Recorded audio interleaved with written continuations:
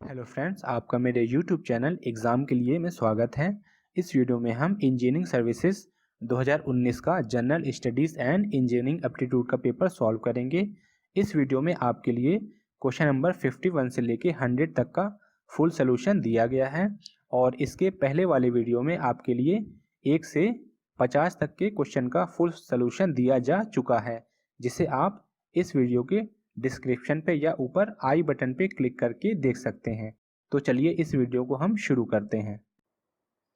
Question number 51 और इस video का पहला क्वेश्चन है, acid rain results when gaseous emissions of sulphur oxides and nitrogen oxide interact with water vapour and sulphur oxide और nitrogen oxide air pollutant होते हैं। Air pollutant, जब ये एयर पॉल्यूटेंट वाटर वेपर के साथ इंटरैक्ट करते हैं तो स्ट्रॉन्ग एसिड फॉर्म होता है, जैसे H2SO4, H2SO4 और HNO3। यही स्ट्रॉन्ग एसिड रेन के साथ मिक्स होके अर्थ पे वापस आ जाता है। उसी रेन को हम क्या कहते हैं? Acid rain. ठीक है फ्रेंड। तो एसिड रेन ज़्यादा कब होगी? जब वाटर वेपर ज़्यादा बनेगा, और वाटर वेपर ज़्यादा कब बनेगा? सनलाइट के प्रेजेंट में। ठीक है फ्रेंड। तो हमारा आंसर क्या हो जाएगा? Option B. Sunlight and are chemically converted to strong acidic compound such as sulphuric acid H2SO4 and nitric acid HNO3। Next question है, the Minamata tragedy was caused by the eating of fish growing in the Minamata bay contaminated with. Minamata bay कहाँ है? Japan में। मिनीमाता बे के आसपास कुछ chemical फैक्ट्रियाँ हुआ करती थी। वो केमिकल फैक्ट्रियाँ पानी में एक टॉक्सिक केमिकल, जिसे हम क्या क्या बोलते थे? Methyl mercury. ठीक है फ्रेंड। इसे पानी में बहाती थी, जिससे क्या होता था? वो फिश से कंटेमिनेटेड हो गया, और जब वहाँ के लोगों ने फिश पकड़ के खाया तो उनकी मौत होने लगी, उनकी डेथ होने लगी। ठीक है फ्रेंड। और यही डेथ होने का सिलसिला लगभग 36 साल तक ऐसे ही चलता रहा। तो हमारा आंसर क्या हो जाएगा? Option D, methyl mercury. Next question है, what are the advantages of biomass as a source of energy? First we know about what is biomass. Biomass is a fuel that is developed by organic matter. ठीक है friend. और ये renewable और sustainable energy का source भी है। अब हम पॉइंट देख लेंगे कौन कौन से पॉइंट हमारे यहाँ पे करेक्ट हैं। 1 क्या है? It's storage and transportation is possible, ये करेक्ट है। 2 क्या है? It is ecological safe and is inoffensive, ये भी हमारा करेक्ट है। 3 क्या है? Can be developed with present man and material abilities, ये भी हमारा करेक्ट है। 4 क्या है? लो कैपिटल इनपुट रिक्वायर्ड, ये भी हमारा करेक्ट है। मीन्स चारों ही पॉइंट हमारे करेक्ट हैं। तो हमारा आंसर क्या हो जाएगा? ऑप्शन ए हमारा इस क्वेश्चन का करेक्ट आंसर हो जाएगा। नेक्स्ट क्वेश्चन है, consider the following data for a domestic biogas plant. Number of cows कितनी है? 5। रिटेंशन टाइम कितना है? 20 days. Temperature 30 degree centigrade. Dry matter consume 2 kg per day. Biogas yield कितनी है? 0.24 मीटर क्यूब पर kg। एफिशिएंसी ऑफ बर्नर कितना है? 60%। फिर मीथेन प्रोपोर्शन कितना है? 0.8। Heat of combustion of methane कितना है? 28 मेगाजूल पर metre cube. Density of dry matter in fluid कितना है? 50 kg पर मीटर क्यूब। अब आपसे क्वेश्चन में क्या पूछ रहा है? The power available from the digester will be nearly. Digester की पावर आपसे पूछ रहा है। उसका फॉर्मूला होता है power of digester equal to होता है बर्नर की efficiency into heat of combustion of methane, delta H of methane into methane proportion, जो कि ये आपको दिया है।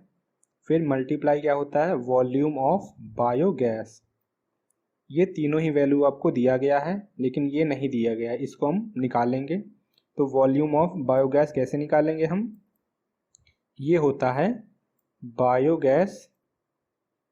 बायोगैस यील्ड इनटू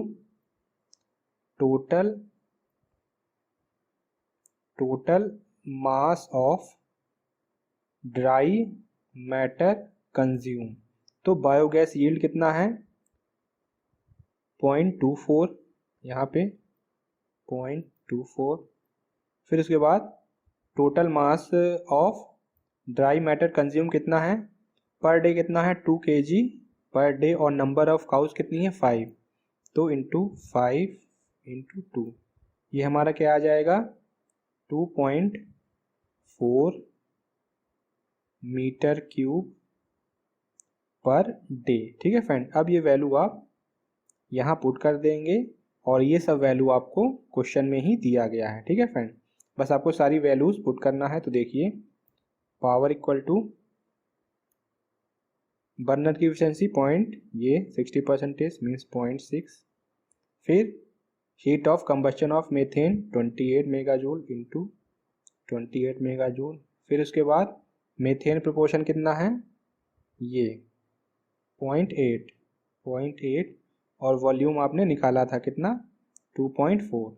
इसको आप सॉल्व करेंगे तो आपका answer approximate 32.25 megajoule per day आ जाएगा। ठीक है फ्रेंड, तो हम देख लेंगे कौन सा ऑप्शन यहाँ करेक्ट होगा। ऑप्शन सी इस क्वेश्चन का करेक्ट आंसर होगा। नेक्स्ट क्वेश्चन है, the best tool to ensure that there is neither piling up of stocks nor shortage of materials in a project to run it economical is। तो इसका answer हमारा option ए, economic order quantity.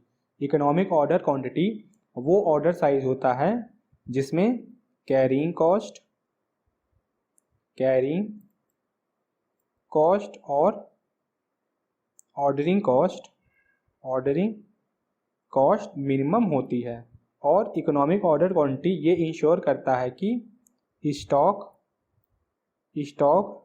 ना तो excessive होता है और ना ही less होता है। ठीक है फ्रेंड, स्टॉक वो बराबर रहता है ताकि वेस्टेज कम से कम हो सके। तो हमारा आंसर क्या हो जाएगा? ऑप्शन ए, economic order quantity. ABC analysis inventory का एनुअल यूजेस बताता है, एनुअल यूजेस के बारे में बताता है।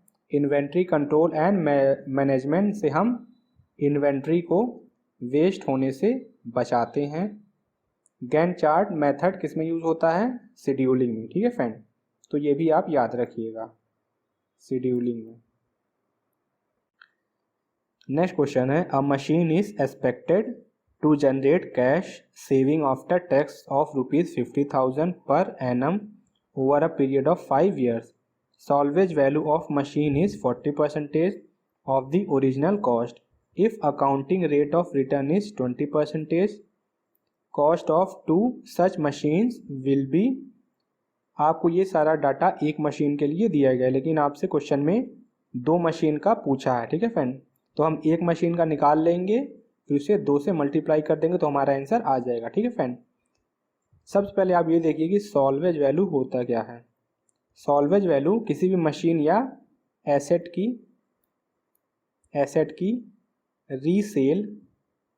रीसेल वैल्यू होती है। मींस डिप्रेशिएशन कंप्लीट होने के बाद मशीन या एसेट की जो बुक वैल्यू होती है, बुक वैल्यू, उसी को हम क्या कहते हैं? Salvage value. ठीक है फ्रेंड, अब हम क्वेश्चन पे आते हैं।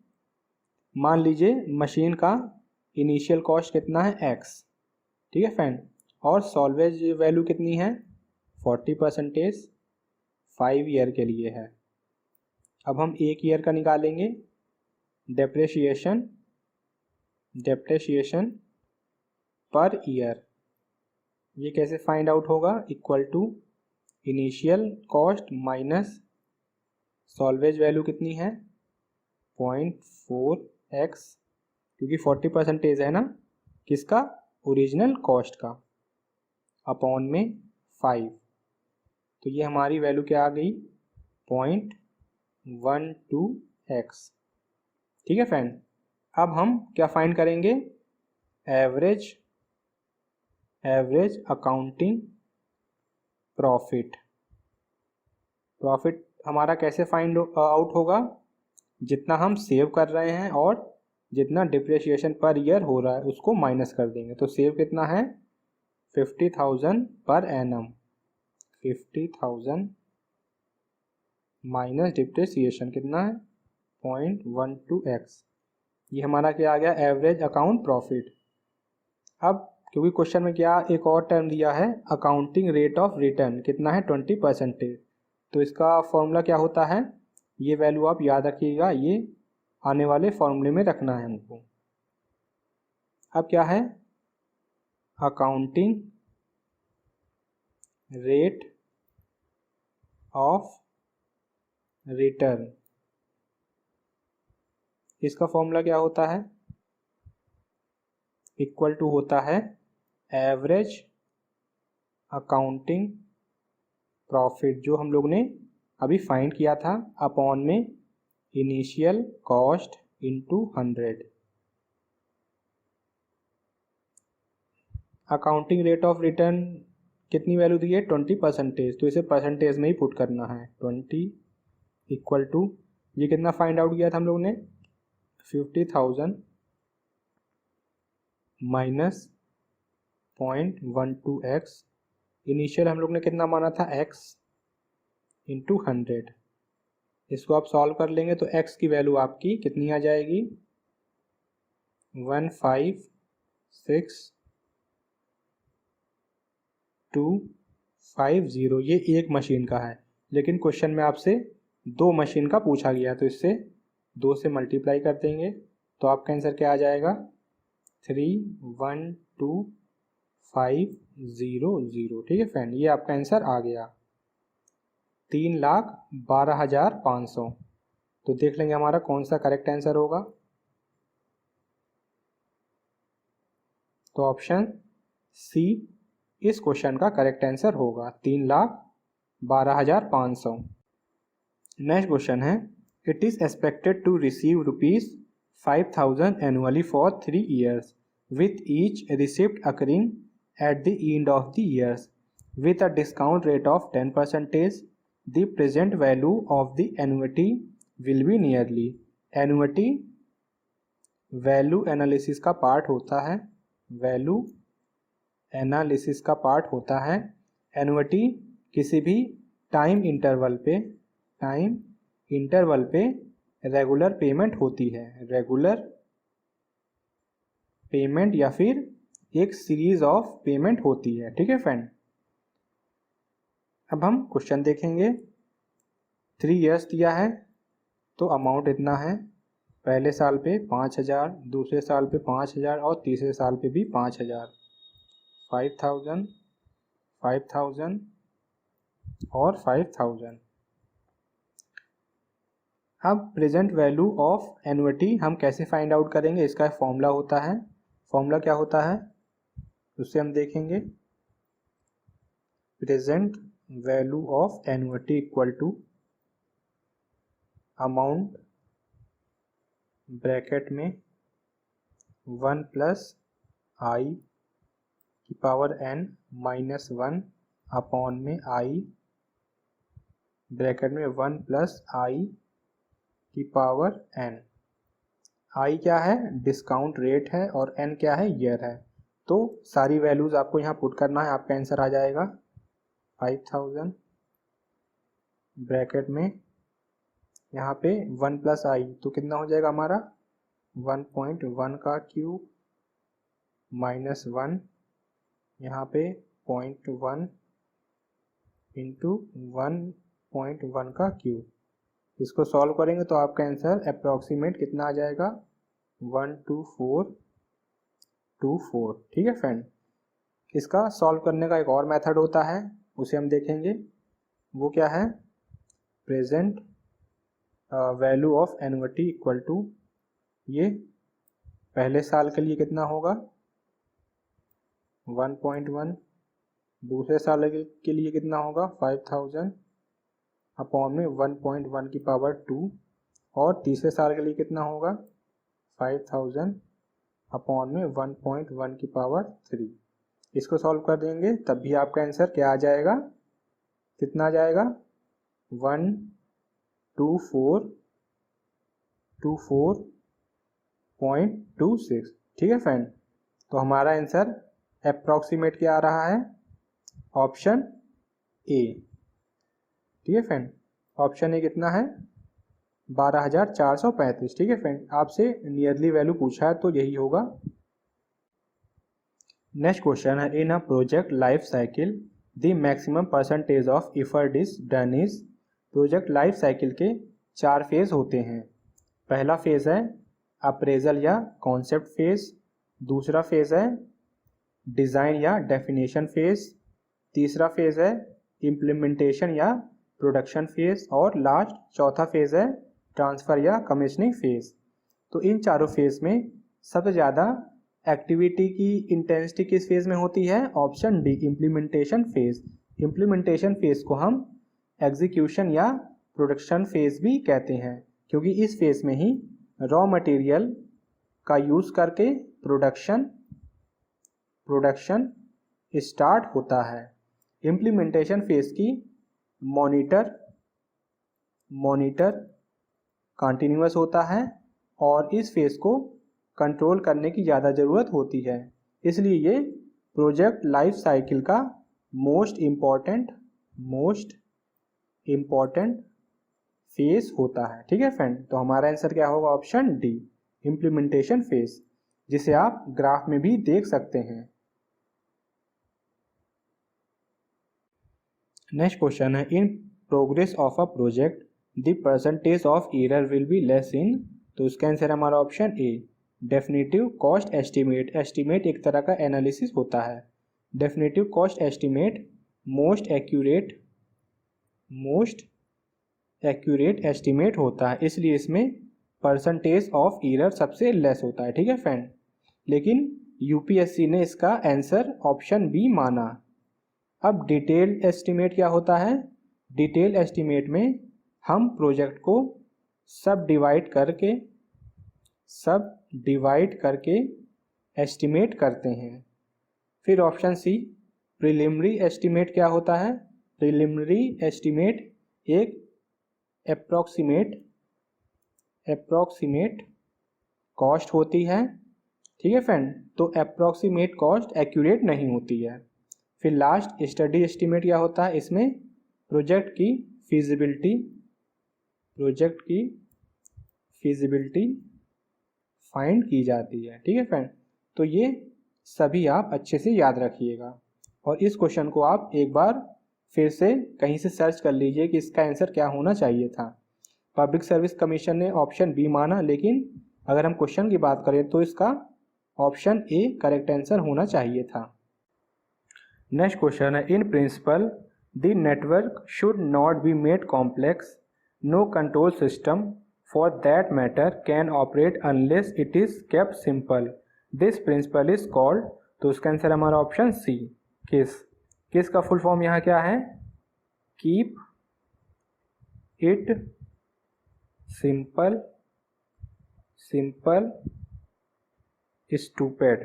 ठीक है फ्रेंड, स्टूपिड किस प्रिंसिपल ये कहता है कि कोई भी डिज़ाइन सिस्टम या फिर नेटवर्क जितना पॉसिबल हो सके उतना सिंपल ही रखना चाहिए और कॉम्प्लेक्सिटी को अवॉइड करना चाहिए, क्योंकि सिंप्लिसिटी यूज़र के साथ इंटरेक्शन को और इम्प्रूव करती है। ठीक है फ्रेंड, तो हमारा आंसर क्या हो जाएगा, ऑप्शन सी। सीपीएम का फुल फॉर्म क्या होता है, critical path method. Option B PERT का फुल फॉर्म क्या होता है, project evolution and review technique. और गर्ड का फुल फॉर्म क्या होता है, graphical evolution and review technique. Next question है, which one of the following is a viable alternative to term loans and are instruments for raising डेब्ट finance by large publicly traded firms. तो उसका answer हमारा option B debentures. Debentures एक डेब्ट instrument होता है जिसे कंपनीज कंपनीज या गवर्नमेंट लोन इशू करने के लिए यूज़ करती हैं और अपना कैपिटल इंक्रीज करती हैं। ठीक है फ्रेंड, इसमें जो लोन इशू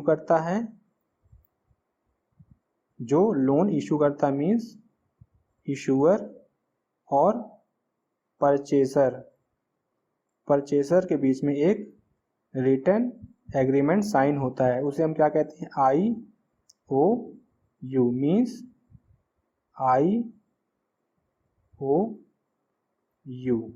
इसका फुल फॉर्म है। ठीक है फ्रेंड, IOU एक तरह का डॉक्यूमेंट होता है जो कि लॉन्ग टर्म या फिर अनसिक्योर लोन के बारे में बताता है। ठीक है फ्रेंड, और इसका एग्जांपल क्या है, ट्रेजरी बॉन्ड या फिर ट्रेजरी बिल।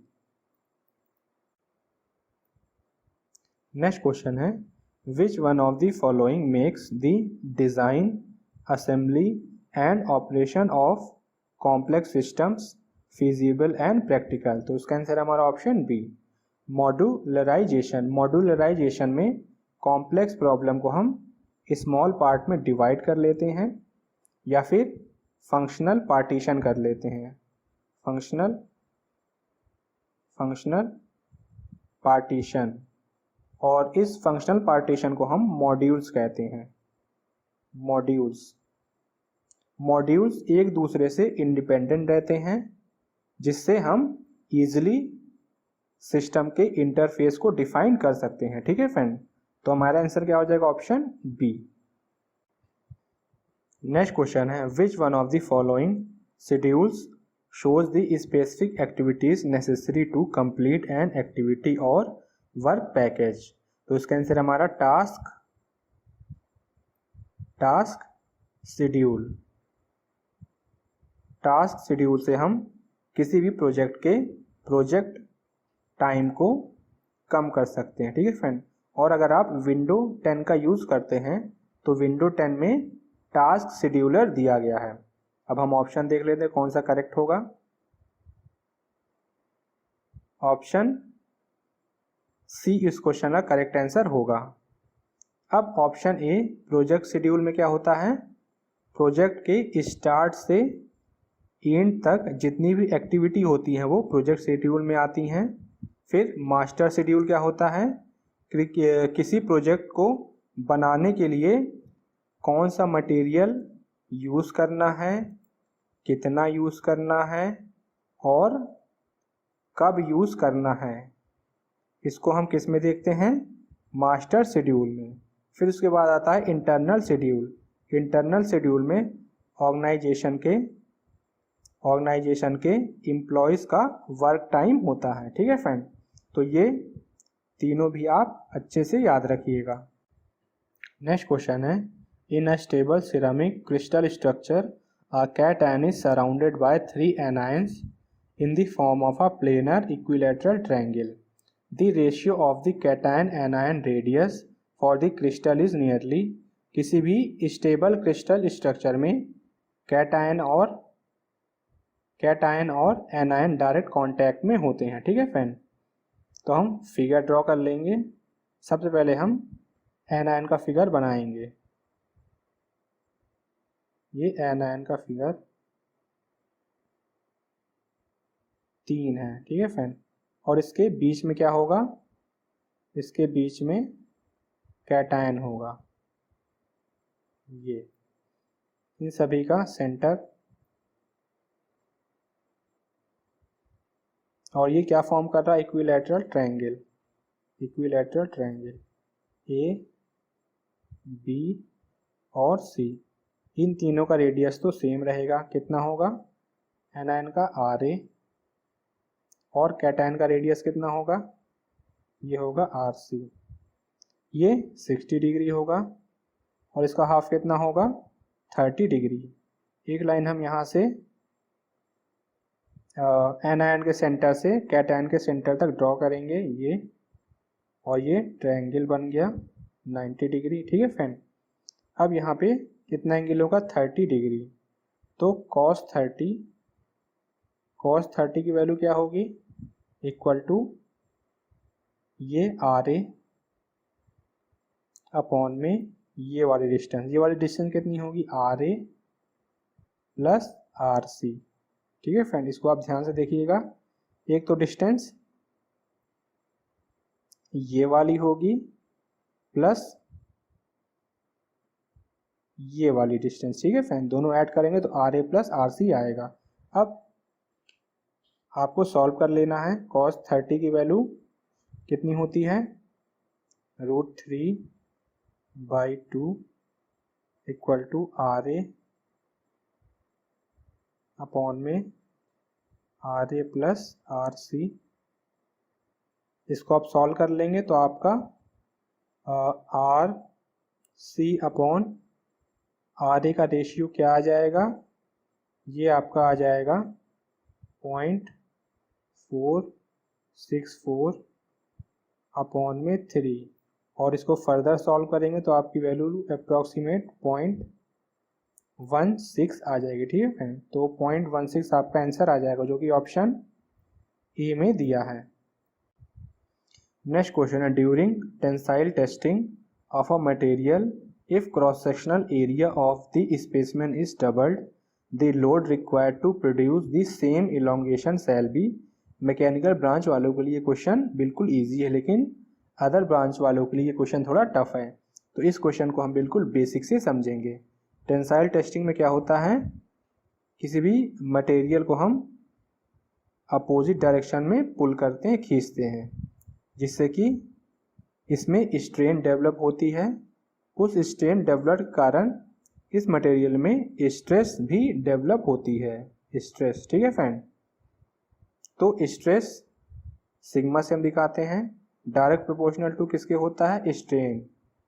ठीक है फ्रेंड, अगर हम प्रोपोर्शनलिटी का साइन हटाएंगे तो इक्वल टू ये आ गया कैपिटल ई। यहाँ क्या है, मटेरियल की प्रॉपर्टी, जिसे हम मॉडुलस ऑफ इलास्टिसिटी भी कहते हैं। अब स्ट्रेस इक्वल टू होता है लोड अपॉन एरिया, और स्ट्रेन का फॉर्मूला क्या होता है, लेंथ में कितना चेंज आया, means elongation upon initial length. तो ये सारी वैल्यूज हम यहाँ पुट करेंगे तो देखिए क्या आता है, P upon A equal to elongation delta L upon L into E. तो इलोंगेशन का फॉर्मूला यहाँ से क्या निकल के आया, P इनिशियल लेंथ अपॉन में area into modulus of elasticity. अब क्वेश्चन में क्या कह रहा है, अगर हम क्रॉस सेक्शनल एरिया क्या करते हैं डबल, तो लोड में कितना चेंज आएगा। तो इसमें क्योंकि इलोंगेशन क्या है, सेम है, ये 1 है, ये 2 है। 2 में क्या कह रहा है, ये P1 मान लीजिए, ये P2, लेंथ उतनी है, एरिया क्या करते हैं डबल 2A E। अब आप सिंपली दोनों को डिवाइड कर देंगे, डिवाइड का इक्वल करना है क्योंकि सेम इलोंगेशन है ना। तो यहाँ से L L E E A A cut जाएंगे, तो आपकी वैल्यू क्या आ जाएगी, P इक्वल टू P2/2। तो P2 की वैल्यू क्या हो गई, 2P1 मीन्स डबल हो गई। तो हमारा आंसर क्या आ जाएगा, ऑप्शन ए डबल। ठीक है फ्रेंड। नेक्स्ट क्वेश्चन है, व्हेन 2 और more chemically different monomers are polymerised to form a cross link polymer along with some byproducts such as water, the process is known as। तो उसका answer हमारा option D, condensation polymerisation. Condensation polymerisation एक ऐसा polymerisation होता है जिसमें दो different chemically monomer combined होके एक पॉलीमर बनाते हैं, साथ ही साथ स्मॉल मॉलिक्यूल ऑफ वाटर या फिर मेथिल एल्कोहल का क्या होता है, एलिमिनेट होता है। ठीक है फ्रेंड, और इस पॉलीमर में ज़्यादातर कैसे पॉलीमर होते हैं, या तो एमाइड लिंक के होते हैं, एमाइड लिंकेज या फिर एस्टर लिंकेज। तो एग्जाम्पल हमारा क्या हो जाएगा, पॉलीमाइड और पॉलीएस्टर। इस कंडेंसेशन पॉलीमराइजेशन में जो पॉलीमर का फाइनल वेट है वो कौन कंट्रोल करता है, H2O और मेथिल अल्कोहल का कंसंट्रेशन, ये भी आप याद रखिएगा। नाइलॉन 6 एक स्पेशल केस होता है, ये रिंग ओपनिंग पॉलीमराइजेशन होता है, ना कि कंडेंसेशन पॉलीमर। ठीक है फ्रेंड, तो ये आप याद रखिएगा, आने वाले एग्जाम में ये पूछ सकता है कि नाइलॉन 6 किस पॉलीमराइजेशन से फॉर्म होता है। तो आंसर हमारा क्या हो गया, ऑप्शन डी। अब ऑप्शन ए, क्रिस्टलोग्राफिक पॉलीमराइजेशन क्या होता है। इस पॉलीमराइजेशन में इलेक्ट्रॉन माइक्रोस्कोप और इलेक्ट्रॉन डिफ्रैक्शन का यूज़ करते हैं। जो पॉलीमर फॉर्म होता है उसका मेल्टिंग पॉइंट हाई होता है और इम्पैक्ट रेजिस्टेंस लो होता है। एग्जाम्पल क्या क्या होंगे, एग्जाम्पल नायलॉन, केवलर और पॉलीप्रोपिलीन। ठीक है फ्रेंड, इसके बाद क्या है, एडिशन पॉलीमराइजेशन। इसमें जो पॉलीमर फॉर्म होता है वो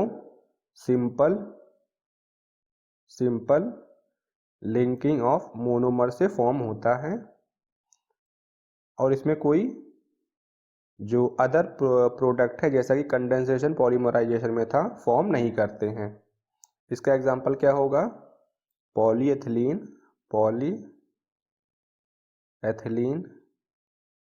पीवीसी, पॉलीस्टाइरीन और पॉलीप्रोपिलीन। ठीक है फ्रेंड, फिर उसके बाद क्या है, फिर उसके बाद है कोपॉलीमराइजेशन। इस पॉलीमराइजेशन में डिफरेंट स्पीसीज के मोनोमर कंबाइंड करके पॉलीमर फॉर्म करते हैं। जैसे अगर हम होमोपॉलीमर की बात करें तो उसमें एक सेम स्पीसीज के मोनोमर कंबाइंड करते हैं, जैसे ए यहाँ पे सेम है। लेकिन अगर हम कोपॉलीमराइजेशन की बात करेंगे तो उसमें डिफरेंट स्पीसीज के पॉलीमर होते हैं, जैसे कि यहाँ ए हो गया, फिर बी हो गया, फिर ए, फिर बी। तो यहाँ डिफरेंट मोनोमर है, तो ये क्या हो जाएगा, copolymer.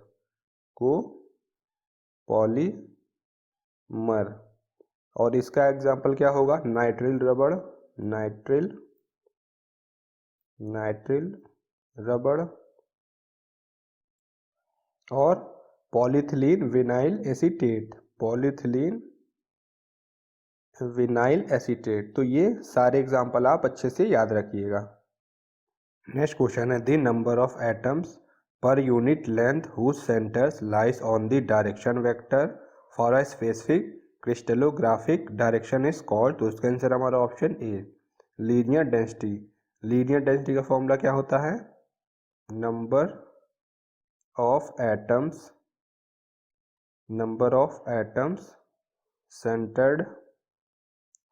centered on direction vector upon में लेंथ ऑफ डायरेक्शन वेक्टर। ठीक है फ्रेंड, फिर नेक्स्ट थ्योरेटिकल डेंसिटी क्या होता है, mass upon volume. Atomic density क्या होता है, इक्वल टू होता है नंबर ऑफ एटम्स अपॉन में वॉल्यूम। फिर नेक्स्ट क्या है, एवोगैड्रो नंबर। किसी भी सब्सटेंस के एक मोल में जितना नंबर ऑफ यूनिट्स होता है, उसे हम क्या कहते हैं, एवोगैड्रो नंबर। तो एवोगैड्रो नंबर इक्वल टू क्या होता है, नंबर ऑफ यूनिट्स या फिर नंबर ऑफ पार्टिकल अपॉन में क्या होता है, नंबर ऑफ मोल्स। और एक मोल में कितने एटम होते हैं, 1 मोल में 6.022 इंटू 10⁻23 एटम्स होते हैं। ठीक है फ्रेंड, ये आप याद रखिएगा, ये भी एग्जाम में पूछा गया है कि एक मोल में कितने एटम्स होते हैं। नेक्स्ट क्वेश्चन है which of the following features of atoms determine the degree to which the solute atoms dissolve in the solvent atoms.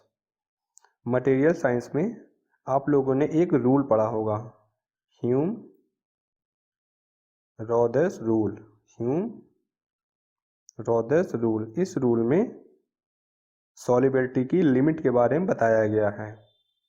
तो पहली लिमिट क्या है, सॉल्यूट और सॉल्वेंट दोनों का लैटिस पैरामीटर सेम होना चाहिए, मींस क्रिस्टल स्ट्रक्चर। तो सेकंड हमारा करेक्ट हो जाएगा। फिर दूसरी लिमिट क्या है, जो सॉल्यूट और सॉल्वेंट का एटम डायमीटर है वो भी क्या होना चाहिए, सेम होना चाहिए। तो यहाँ पे क्या हो गया, एटॉमिक साइज फैक्टर, फर्स्ट भी हमारा करेक्ट है। फिर उसके बाद क्या है, इलेक्ट्रोनेगेटिविटी सॉल्यूट और सॉल्वेंट की क्या होनी चाहिए, सेम होनी चाहिए। तो थर्ड भी हमारा करेक्ट हो गया। इसके साथ साथ एक और भी था फोर्थ नंबर पे, इसमें क्या था कि सॉल्यूट और सॉल्वेंट में जो वैलेंस इलेक्ट्रॉन होते हैं वो भी इक्वल होने चाहिए। तो इस क्वेश्चन का हमारा आंसर क्या हो जाएगा, ऑप्शन डी 1, 2 एंड 3। सॉल्यूट और सॉल्वेंट एटम्स की सॉल्युबिलिटी को हम एक एग्जांपल से समझेंगे। मान लीजिए ये क्या है, ये सॉल्यूट है और ये सॉल्वेंट है, फिर सॉल्यूट है, सॉल्वेंट है, फिर यहाँ पे सॉल्वेंट है, सॉल्यूट है। ये क्या हुआ, डिसऑर्डर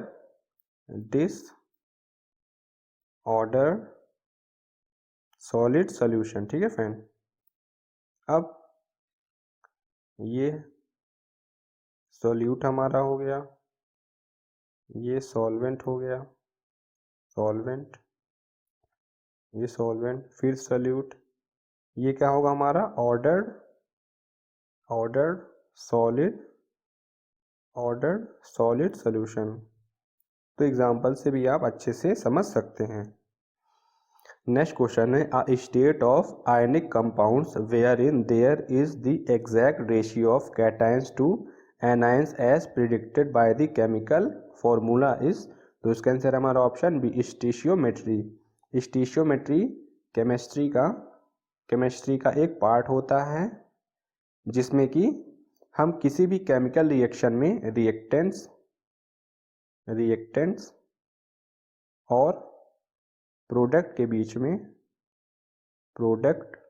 बीच में रिलेशनशिप फाइंड करते हैं। और स्टीशियोमेट्री की कई लिमिटेशन होती हैं।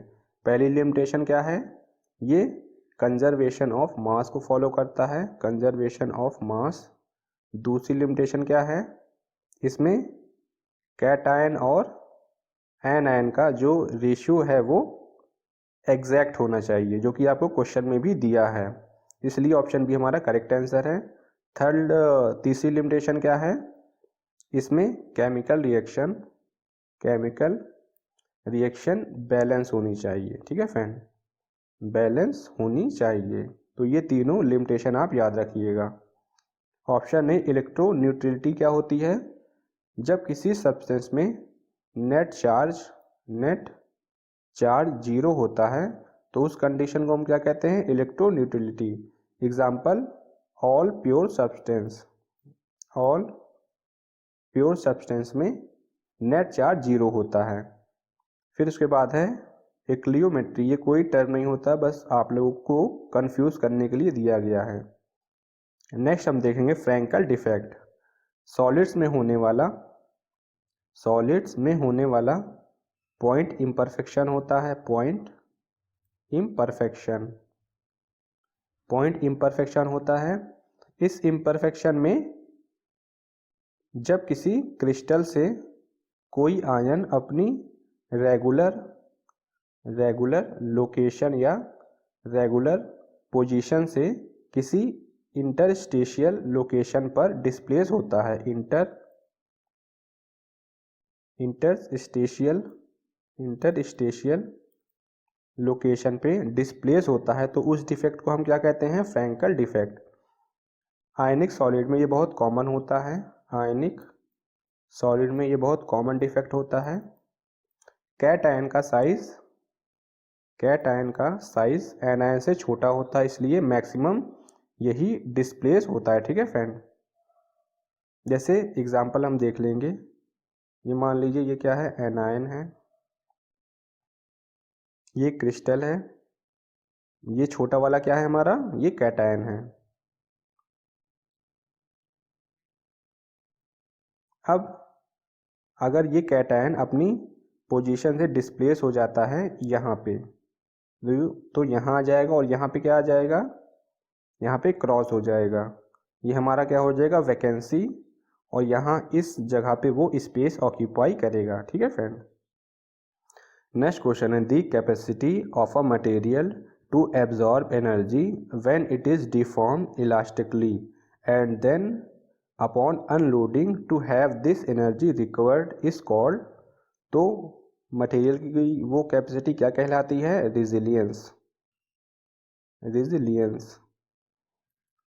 रिजिलियंस किसी भी मटेरियल की कैपेसिटी या मैकेनिकल प्रॉपर्टी होती है कि जब हम उस मटेरियल पे कोई लोड अप्लाई करते हैं तो वो मटेरियल एनर्जी को क्या करता है, एब्जॉर्ब करता है, एनर्जी एब्जॉर्ब करता है।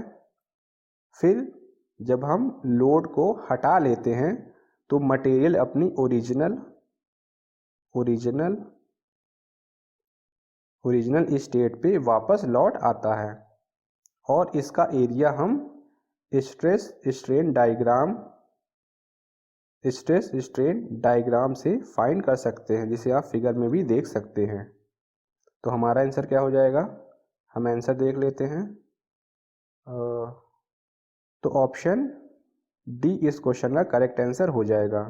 अब हम बात करेंगे, ऑप्शन है डक्टिलिटी। डक्टिलिटी क्या होती है, किसी भी मटेरियल की एक प्रॉपर्टी होती है जो कि इलॉन्गेशन और बेंडिंग का अपोज करती है। ठीक है फ्रेंड, इलॉन्गेशन और बेंडिंग का अपोज करती है। मीन्स डक्टिलिटी में जो डिफॉर्मेशन होता है वो परमानेंट होता है। डक्टिलिटी के कारण ही वायर बनाए जाते हैं, वायर्स, तार। ठीक है फ्रेंड, फिर है टेंसाइल स्ट्रेंथ। सबसे पहले आप ये जानें कि स्ट्रेंथ क्या होता है। किसी भी मटेरियल के वेरियस फोर्स से विथ स्टैंड करने की एबिलिटी को हम क्या कहते हैं, स्ट्रेंथ। अब टेंसाइल स्ट्रेंथ क्या होता है, अगर वो फोर्स हमारे टेंशन क्या होता है, इस मटेरियल को हम अपोजिट डायरेक्शन में पुल करेंगे तो ये क्या लगेगा, टेंशन। ठीक है फ्रेंड, तो टेंसाइल स्ट्रेंथ क्या होती है कि टेंसाइल फोर्स को अपोज करना या उसके विथ स्टैंड रहना। इसके बाद है इलास्टिसिटी किसी मटेरियल की वो प्रॉपर्टी होती है जिसमें जब किसी मटेरियल पे हम कोई लोड लगाते हैं तो वो उस पर एक स्ट्रेस डेवलप होती है और फिर अगर हम लोड हटा लेते हैं तो स्ट्रेस क्या होती है, कंप्लीटली डिसअपियर। तो ये सभी मैकेनिकल प्रॉपर्टीज आप अच्छे से याद रखिएगा, आने वाले एग्जाम में कोई भी एक दोबारा पूछ सकता है।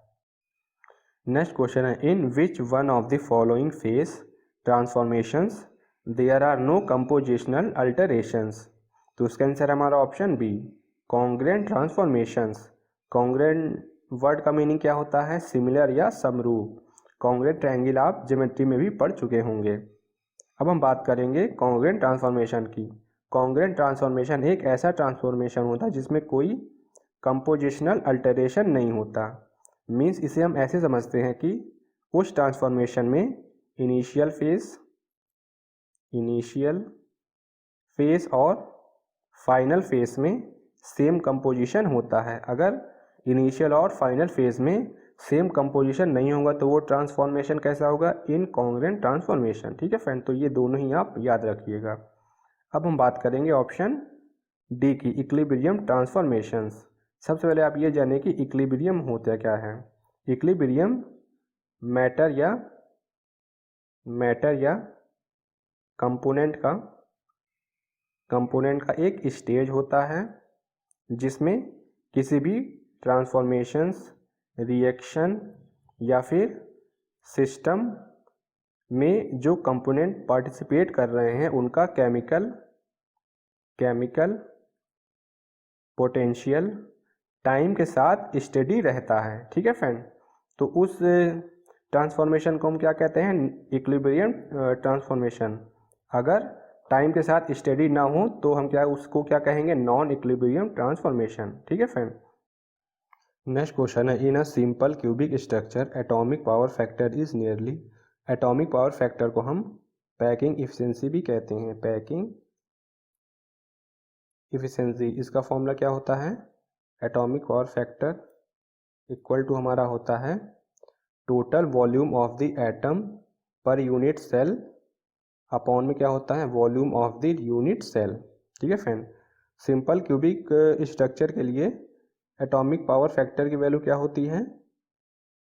0.524। ठीक है फ्रेंड, जो कि किसी भी ऑप्शन में नहीं दिया। ऑप्शन सी में आपको 0.5 दिया है, इसलिए यूपीएससी ने ये क्वेश्चन कैंसिल कर दिया था।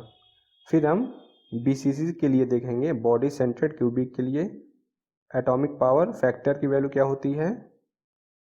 0.68। फिर उसके बाद एफसीसी फेस सेंट्रेड क्यूबिक के लिए एटॉमिक पावर फैक्टर की वैल्यू क्या होती है? 0.74। तो ये आप याद रखिएगा। नेक्स्ट क्वेश्चन है, which of the following are the advantages of coding audio visual objects.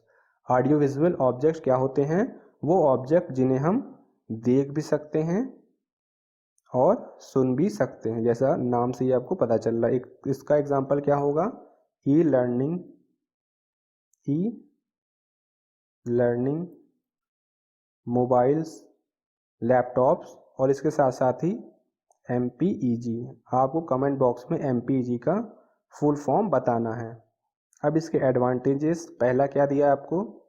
It allows interaction with the content. Audio visual object में एक्सेस करना बहुत इजी होता है।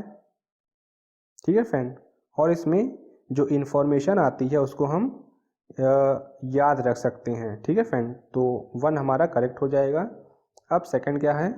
It improves reusability and coding the content, ये भी हमारा correct होगा। 3 क्या है? It allows content based scalability. सबसे पहले आप ये जानें कि स्केलेबिलिटी होती क्या है। Scalability different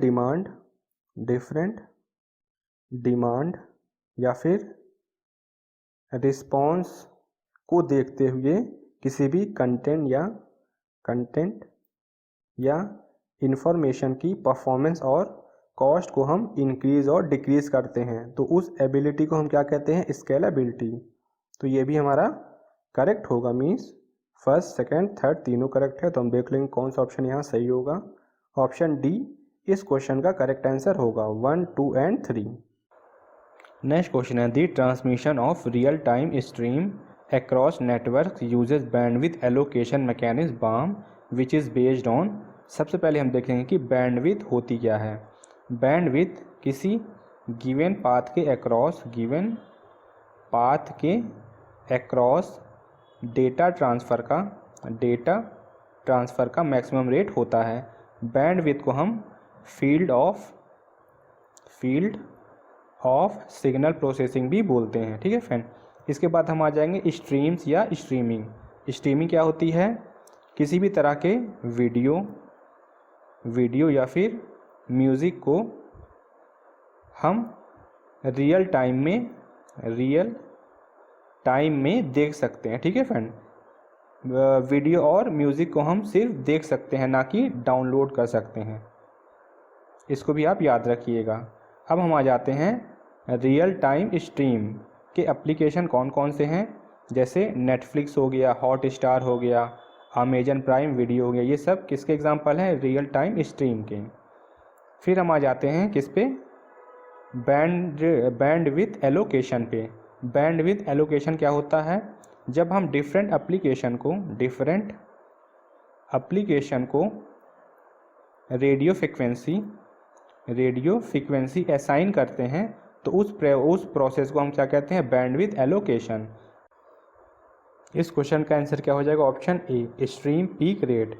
stream peak rate का यूज़ हम किस में करते हैं, प्रीमियम सर्विस में, प्रीमियम सर्विस में, ठीक है फ्रेंड। और ये प्रीमियम सर्विस किसके लिए सूटेबल होती हैं, रियल टाइम स्ट्रीम्स के लिए, जो कि आपको क्वेश्चन में पूछा है, ठीक है friend. Stream peak rate bandwidth allocation mechanism का एक पार्ट होता है, जिससे कि बैंडविड्थ की यूटिलिटी बढ़ जाती है। अब हम और भी ऑप्शन देखेंगे कि उनका मतलब क्या होता है। सबसे पहले बकेट रेट।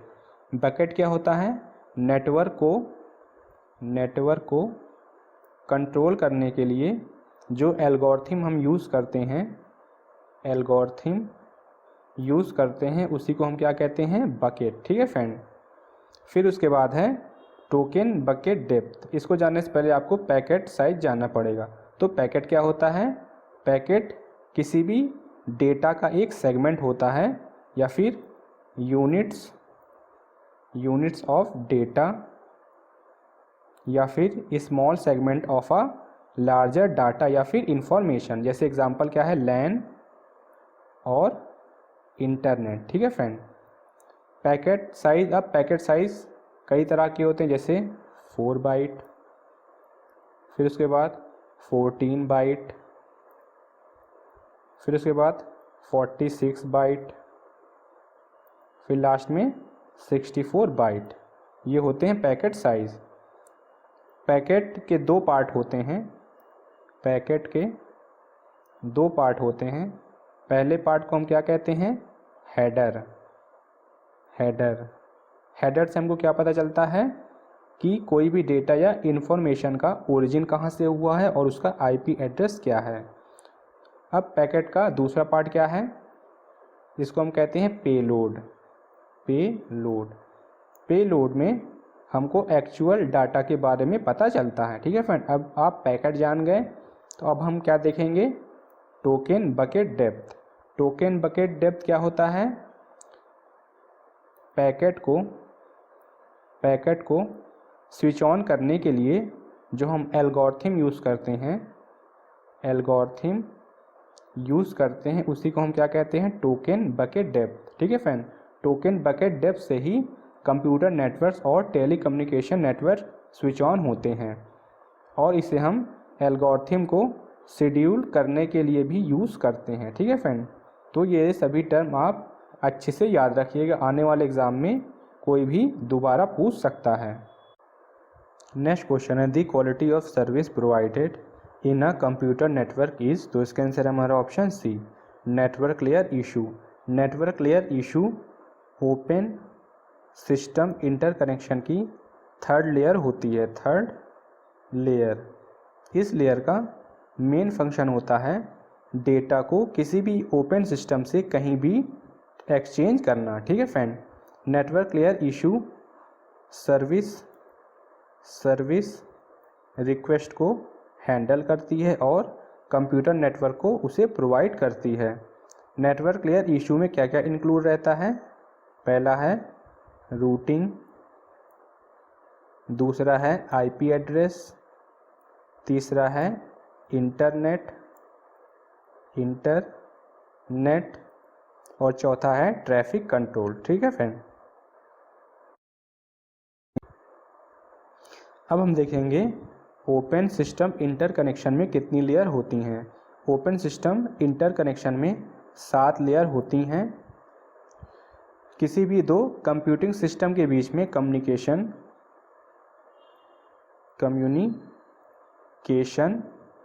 7 लेयर से होकर जाता है, ठीक है फ्रेंड। वो 7 लेयर कौन से हैं, आप फिगर में भी देख सकते हैं। पहली लेयर है फिजिकल लेयर, दूसरी लेयर है डाटा लिंक लेयर, तीसरी है नेटवर्क लेयर, चौथी है ट्रांसपोर्ट लेयर, पांचवी है सेशन लेयर, छठवीं है प्रेजेंटेशन लेयर, और लास्ट में 7वीं लेयर कौन सी है, एप्लीकेशन लेयर, ठीक है फ्रेंड। तो ये सभी लेयर के बारे में आप एक बार अच्छे से रीड कर लीजिएगा। नेक्स्ट क्वेश्चन है the pre echo PE distortions in audio signal represent the. Pre echo को हम फॉरवर्ड इको भी कहते हैं, फॉरवर्ड इको। जैसे कि नाम से ही पता चल रहा है कि वो साउंड जो कि जनरेट या अकर होने से पहले ही सुनाई देती है उसे हम क्या कहते हैं, प्री इको। अब ये प्री इको जनरेट कैसे होता है, ये मैन मेड साउंड होती है, मैन मेड साउंड होती है जो कि डिजिटल ऑडियो कंप्रेशन एल्गोरिथम से जनरेट होती है। ठीक है फ्रेंड, इसलिए हमारा आंसर क्या हो जाएगा, option A, theoretical limit on compressibility of particular signals. Next question है in a computer network a point to point transmission with one sender and one receiver is called. तो इसका आंसर है हमारा ऑप्शन ए, यूनिकास्टिंग। यूनिकास्टिंग में point to point transmission होता है जिसमें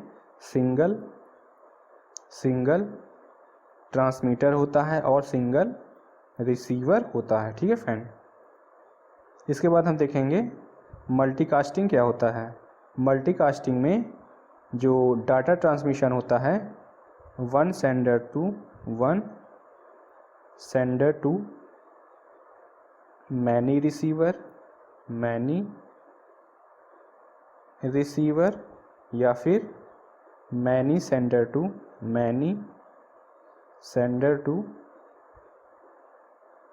many receiver होता है। ठीक है फ्रेंड, मैनी रिसीवर। उसके बाद है ब्रॉडकास्टिंग, इसमें जो डाटा ट्रांसमिशन होता है वो लार्ज ऑडियंस के लिए होता है। जैसे एग्जांपल क्या है, टेलीविज़न। ठीक है फ्रेंड, टेलीविज़न। नेक्स्ट क्वेश्चन है the protocol HTTP the DNS name of the host and the file name is identify through. तो उसका आंसर हमारा option A, uniform resource locator, जिसे हम URL भी कहते हैं। इसको हम लिखेंगे http://www.google.com। ये पूरा टर्म क्या होता है, इसे हम क्या कहते हैं, URL means uniform resource locator, जिसमें HTTP:// ये क्या होता है, ये प्रोटोकॉल होता है, प्रोटोकॉल। फिर गूगल क्या होता है, ये डोमेन नेम होता है, डोमेन नेम। www ये क्या होता है, सब डोमेन। फिर कॉम ये क्या होता है, ये टॉप लेवल डोमेन होता है। ठीक है फ्रेंड, तो हमारा आंसर क्या है, ऑप्शन ए। इसके बाद वेब ब्राउज़र, वेब पेज को हम जिन सॉफ्टवेयर की हेल्प से देखते हैं उन्हें हम क्या कहते हैं, वेब ब्राउज़र। जैसे गूगल क्रोम हो गया, इंटरनेट एक्सप्लोरर हो गया, मोजिला फायरफॉक्स हो गया, ये सब क्या है, वेब ब्राउज़र। उसके बाद है वेब सर्वर, वेब पेज को यूज़र जिस जगह से डिस्प्ले करता है उसे हम क्या कहते हैं, वेब सर्वर। उसके बाद है IP address, inter machine communication के लिए जो रूल रेगुलेशन यूज़ होता है उसे हम क्या कहते हैं, IP एड्रेस। नेक्स्ट क्वेश्चन है the tradition way to handle forms and other interactive web pages is a system called. तो उसका आंसर हमारा option B, common gateway interface. Common gateway interface का इस्तेमाल हम वेब सर्वर्स के बीच में करते हैं, और या दो से ज़्यादा वेब सर्वर्स के बीच का इंटरसेक्शन होता है जिसमें डेटा का ट्रांसफ़र एक्सटर्नल एप्लीकेशन और सर्वर के बीच में होता है। ठीक है फ्रेंड, ऑनलाइन आपने फॉर्म भरा होगा, अगर सर्वर डाउन होता है तो मैसेज लिख के आता है common gateway interface is not working. ठीक है फ्रेंड, तो वहाँ से भी आप इसे अच्छे से समझ सकते हैं। ये तो हो गया हमारा आंसर। इसके बाद है option A, graphical user interface. ये क्या होता है, इसमें यूज़र इलेक्ट्रॉनिक डिवाइस से इंटरेक्ट करता है। कैसे करता है? आइकन और टूल बार से वो कोई भी एक्शन परफॉर्म कर सकता है। ग्राफिकल यूज़र इंटरफेस में कंप्यूटर और मोबाइल के ग्राफिकल एलिमेंट को हम अपने अकॉर्डिंग मैनिपुलेट कर सकते हैं, लेकिन ध्यान रखने वाली बात यह है कि हाई रेजोल्यूशन इंटरफेस पे ही ये अप्लाई होता है। ठीक है फ्रेंड। इसके बाद है text based user interface. Graphical user interface के पहले कौन सा इंटरफेस था? Text based interface. जो पुराने कंप्यूटर है उसमें इसी इंटरफेस का इस्तेमाल होता था। इसमें क्या होता था? यूज़र और कंप्यूटर के बीच में इंटरेक्शन कैसे होता था? टेक्स्ट टाइप करके। फिर ऑप्शन डी क्या है? Command line interface. इसमें यूज़र और कंप्यूटर के बीच में इंटरेक्शन कैसे होता था? कमांड टाइप करके। जैसे एग्जांपल क्या है? MS DOS। ठीक है फ्रेंड। तो ये चारों ही इंटरफेस आप अच्छे से याद रखिएगा। नेक्स्ट क्वेश्चन है pretty good privacy PGP which encrypts the data by using a block keeper is used in. Pretty good privacy term network security में यूज़ होता है, और प्रिटी गुड प्राइवेसी में हम ईमेल कम्युनिकेशन की सिक्योरिटी क्या करते हैं? इंक्रीज़ करते हैं। तो हमारा आंसर क्या हो जाएगा? Option B, email security. Pretty good privacy में हम ऐसे इनक्रिप्शन प्रोग्राम का यूज़ करते हैं जो कि हमारे डेटा कम्युनिकेशन को क्रिप्टोग्राफिक प्राइवेसी और ऑथेंटिकेशन प्रोवाइड करवाता है। ठीक है फ्रेंड। अब हम देखेंगे ब्लॉक कीपर होता क्या है। Block keeper deterministic algorithm symmetric की होती हैं जो कि टेक्स्ट को इनक्रिप्ट करने के लिए यूज़ किया जाता है। ठीक है फ्रेंड। तो ये भी आप याद रखिएगा। बाकी तीनों सिक्योरिटी के लिए FTP का फुल फॉर्म क्या होता है? File transfer protocol. Browser security और ब्लूटूथ सिक्योरिटी के लिए टिप्स क्या क्या हैं? इसमें है पहला टिप्स ये है कि स्ट्रॉन्ग पासवर्ड सेट करना चाहिए। स्ट्रॉन्ग पासवर्ड हम कैसे बना सकते हैं? कैपिटल लेटर से, नंबर से, या फिर स्पेशल कैरेक्टर से। उसके बाद है ब्राउज़र सिक्योरिटी। इसमें हमको जो अच्छा एंटीवायरस है वो इंस्टॉल करना चाहिए। अनवांटेड जो साइट्स होती हैं उनको ब्लॉक करना चाहिए। फिर उसके बाद है ब्लूटूथ सिक्योरिटी। इसका टिप्स क्या है? इसमें हम फोल्डर सिक्योरिटी लगा सकते हैं। ठीक है फ्रेंड। नेक्स्ट क्वेश्चन है the core elements of high level programming languages are similar to English, जिसे हम आसानी से रीड, राइट और मेंटेन कर सकते हैं। High level programming languages portable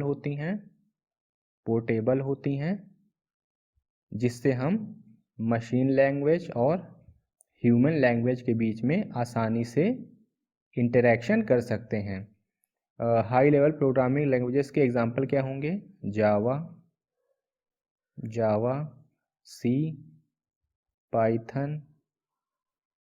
Python, Delphi और कोबल। ठीक है फ्रेंड। ये सभी प्रोग्रामिंग लैंग्वेजेस आप याद रखिएगा। अब हाई लेवल प्रोग्रामिंग लैंग्वेजेस के कोर एलिमेंट्स कौन कौन से होते हैं? पहला है कीवर्ड। इसमें क्या आते हैं? अल्फ़ाबेट्स आते हैं। दूसरा क्या है? ऑपरेटर्स में हम बहुत सारे ऑपरेशन परफॉर्म कर सकते हैं, जैसे अर्थमेटिक, कंपैरिजन, लॉजिकल ऑपरेशन, और इससे हम फाइनल रिजल्ट भी फाइंड कर सकते हैं। ऑपरेटर को हम एज अ कंपाइलर भी यूज़ करते हैं, कंपाइलर। फिर नेक्स्ट कोर एलिमेंट्स कौन सा होगा? नेक्स्ट हमारा है पंक्चुएशन। पंक्चुएशन। पंक्चुएशंस की हेल्प से हम एलिमेंट को सेपरेट कर सकते हैं। जैसे कौन कौन से पंक्चुएशन है, कॉमा हो गया, सेमीकोलन हो गया, स्लैश हो गया, ये सब क्या है, पंक्चुएशन। तो इस क्वेश्चन का हमारा आंसर क्या हो जाएगा, option C, keywords, operators and punctuation. Next question है the philosophical study of beliefs and knowledge is better known as, तो उसका आंसर है हमारा option B, epistemology. Option A ontology. Ontology क्या है, ontology is a philosophical study of reality,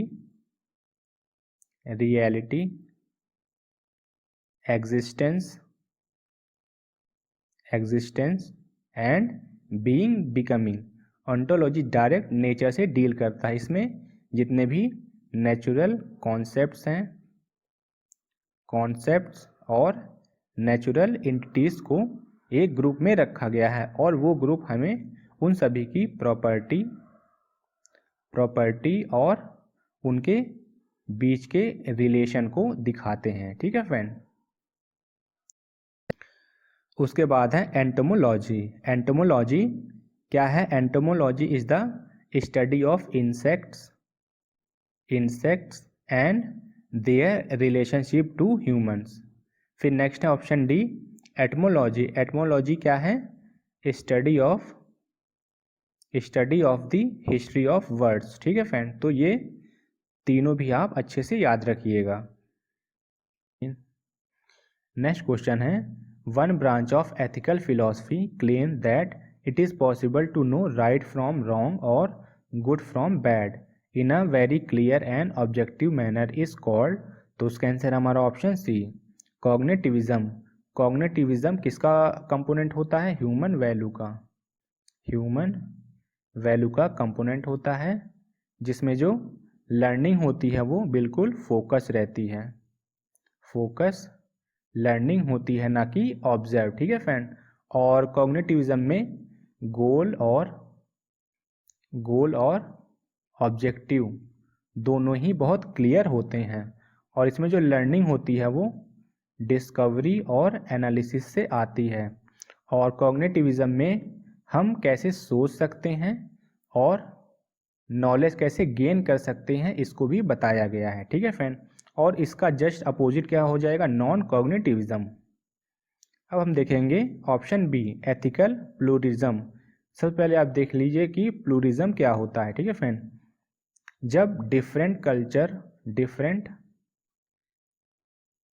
culture background के people, society, government और organisation एक साथ अपने कल्चर को फॉलो करते हैं तो उस कंडीशन को हम क्या कहते हैं, प्लूरलिज्म। ठीक है फ्रेंड।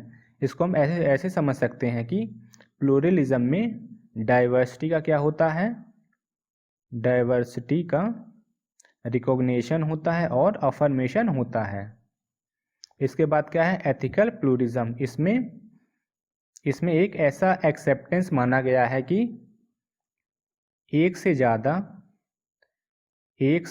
ज़्यादा मोरल जो थॉट होते हैं या फ्रेमवर्क हैं उन्हें हम यूज़ कर सकते हैं, क्योंकि हमारी सोसाइटी में बहुत सारी थ्योरी होती हैं। कुछ थ्योरी हमको सही बताती हैं, कुछ गलत बताती हैं। तो इसमें ये कहा गया है कि कोई भी पर्सन का जो मोरल थॉट या मोरल नॉर्म्स हो वो किसी दूसरे पर्सन से अलग भी हो सकता है। अब नेक्स्ट है ऑप्शन डी, यूटिलिटरिज्म। यूटिलिटरिज्म का मतलब क्या होता है, यूटिलिटरिज्म में वो सारे एक्शंस होते हैं जो कि ह्यूमन वेलबीइंग को मैक्सिमाइज करते हैं। ठीक है फ्रेंड। जैसे एग्जांपल के तौर पे अगर हम कोई डैम बना दें तो डैम से क्या होगा, एक तो लाइट प्रोड्यूस होगी और दूसरा क्या है, डैम के पानी से हम इरिगेशन कर सकते हैं। ठीक है फ्रेंड। तो डैम क्या होगा, डैम किस में आ जाता है, यूटिलिटरिज्म। ठीक है फ्रेंड। तो ये सभी आप अच्छे से याद रखिएगा। नेक्स्ट क्वेश्चन है consider the following statements regarding engineering ethics. सबसे पहले आप ये जानिए कि एथिक्स होता क्या है। Ethics is concern about what is right, fair fair and good. और एथिक्स हमको ये भी बताता है what we ought to do, ठीक है, what we ought to do। इसके साथ साथ ही एथिक्स में बहुत सारे प्रिंसिपल बताए गए हैं जिसकी हेल्प से हम मोरल को इम्प्लीमेंट करते हैं। ठीक है फ्रेंड, ये तो हो गई एथिक्स। अब हम बात करेंगे इंजीनियरिंग। इंजीनियरिंग क्या होता है? Engineering is a group activity which openly profess special knowledge, skill and judgement for the benefit of mankind. ठीक है फ्रेंड, तो ये दोनों डेफिनेशन आप अच्छे समझ लीजिए। अब हम पॉइंट देखेंगे। फर्स्ट पॉइंट क्या है? It is the activity of understanding moral value, ये हमारा करेक्ट है। सेकंड क्या है? It resolve the moral issues and justifies moral judgements, ये भी हमारा करेक्ट है। थर्ड क्या है? It would refer to the set of specifically moral problems and issues related to engineering, ये भी हमारा करेक्ट है। तो तीनों ही पॉइंट हमारे करेक्ट हो गए। तो हम देख लेंगे कौन सा ऑप्शन हमारा सही है। ऑप्शन ए हमारा इस क्वेश्चन का करेक्ट आंसर हो जाएगा 1, 2 एंड 3। नेक्स्ट क्वेश्चन है a situation where very high prices are charged from customers for a limited period of time is known as. किसी भी इमरजेंसी या डिमांड में सडन चेंज या फिर किसी नेचुरल डिजास्टर के कारण जब सेलर अपने प्रोडक्ट का प्राइस एक लिमिटेड टाइम पीरियड के लिए इंक्रीज कर देता है तो उस कंडीशन को हम क्या कहते हैं? गॉजिंग। तो हमारा आंसर क्या होगा? Option A. Option B zipping. Zipping का मतलब क्या होता है? जब सेलर पहले के रिकॉर्ड प्रोग्राम को देखते हुए अपने कमर्शियल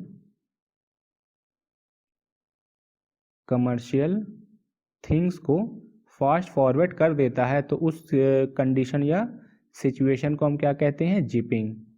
फिर है ऑप्शन सी बैम्बूजिंग। बैम्बूजिंग का मतलब क्या होता है? जब सेलर अपने कस्टमर को चीट करता है या डिसीव करता है।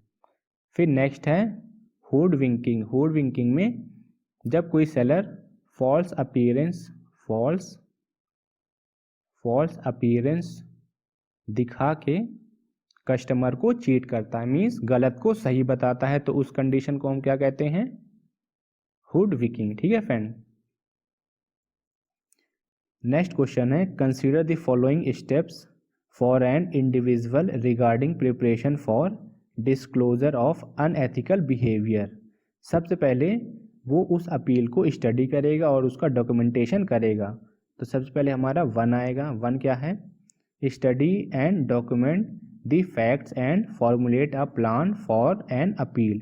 फिर उस अपील को वो अपने इमीडिएट सुपरवाइजर को दिखाएगा, मीन्स उसके बाद है 3 discuss the matter with immediate supervisor. फिर वो उसको अपने जो हायर मैनेजमेंट है वहाँ भेजेगा। तो सेकंड आ जाएगा क्या होगा? Take up the matter with the higher management. अगर हायर मैनेजमेंट से उसको कोई रिस्पॉन्स नहीं आता तो वो कहाँ जाएगा? कंपनी के पास, मीन्स पॉइंट 4 में क्या है? If the internal appeal does not resolve the conflict then he should notify the company that he intends to continue with the external review of the problem। ठीक है फ्रेंड। तो सबसे पहले क्या आएगा? 1, फिर उसके बाद क्या आएगा? 3, फिर उसके बाद क्या आएगा? 2 और सबसे लास्ट में क्या आएगा? 4। ठीक है फ्रेंड। तो हमारा ऑर्डर क्या होगा? 1, 3, 2, 4। तो हम देख लेंगे कौन सा ऑप्शन हमारा करेक्ट होगा। तो ऑप्शन बी इस क्वेश्चन का करेक्ट आंसर होगा 1, 3, 2 एंड 4। नेक्स्ट क्वेश्चन है which of the following are the attributes of a profession. Profession क्या होता है? किसी वर्क को हम अगर प्रॉपर डिसिप्लिन में रह के करते हैं तो उसको हम क्या कहते हैं? प्रोफेशन। अब प्रोफेशन के कौन कौन से एट्रीब्यूट्स होते हैं? पहला है लीडरशिप, दूसरा है ट्रेनिंग एंड स्किल्स, स्किल। तीसरा है adaptability, adaptability and flexibility, adaptability and flexibility. चौथी एट्रीब्यूट्स हैं एथिकल वर्क, एथिकल वर्क। पांचवा है टीम वर्क, टीम वर्क। छठवा है code of conduct, code of conduct. और सातवां एट्रीब्यूट्स है स्पेशल नॉलेज या फिर एक्सटेंसिव, एक्सटेंसिव फॉर्मल एजुकेशन। ठीक है फ्रेंड, तो ये सारे क्या हैं प्रोफेशन के एट्रीब्यूट्स। अब हम पॉइंट देख लेंगे। पहला पॉइंट क्या है, the work required sophisticated skills, use of judgement and exercise of discretion, ये हमारा करेक्ट है। सेकंड क्या है, membership in the professional does not require extensive formal education as well as practical training. यहाँ पे नॉट रिक्वायर दिया है लेकिन क्या होता है रिक्वायर होता है, इसलिए पॉइंट 2 हमारा रॉन्ग हो जाएगा। फिर 3 क्या है, there are set of standards for admission to the profession and conduct for members, ये भी हमारा करेक्ट है। 4 क्या है, significant public good result from practice of the profession, ये भी हमारा करेक्ट है। मीन्स सिर्फ पॉइंट 2 हमारा रॉन्ग होगा, तो हमारा आंसर क्या हो जाएगा, फर्स्ट, थर्ड एंड 4। अब हम ऑप्शन देख लेंगे। तो ऑप्शन सी हमारा इस क्वेश्चन का करेक्ट आंसर हो जाएगा। आप इससे भी सॉल्व कर सकते हैं कि क्योंकि पॉइंट 2 क्या है रॉन्ग है, इसलिए ऑप्शन ए में 2 है, ऑप्शन बी में 2 है और ऑप्शन डी में 2 है। तो ये तीनों ऑटोमेटिक क्या हो जाएंगे, कैंसिल आउट हो जाएंगे। तो सिर्फ आपका क्या बचा, ऑप्शन सी। नेक्स्ट क्वेश्चन है, what are the core qualities of a professional practitioner. Professional practitioner की कोर क्वालिटीज कौन कौन सी होती हैं। पहली है केयरिंग, केयरिंग। दूसरी है ऑल्ट्रिज्म, ऑल्ट्रिज्म। तीसरी है एक्सीलेंस, एक्सीलेंस। चौथी है इंटीग्रिटी, इंटीग्रिटी। पांचवी है अकाउंटेबिलिटी, अकाउंटेबिलिटी।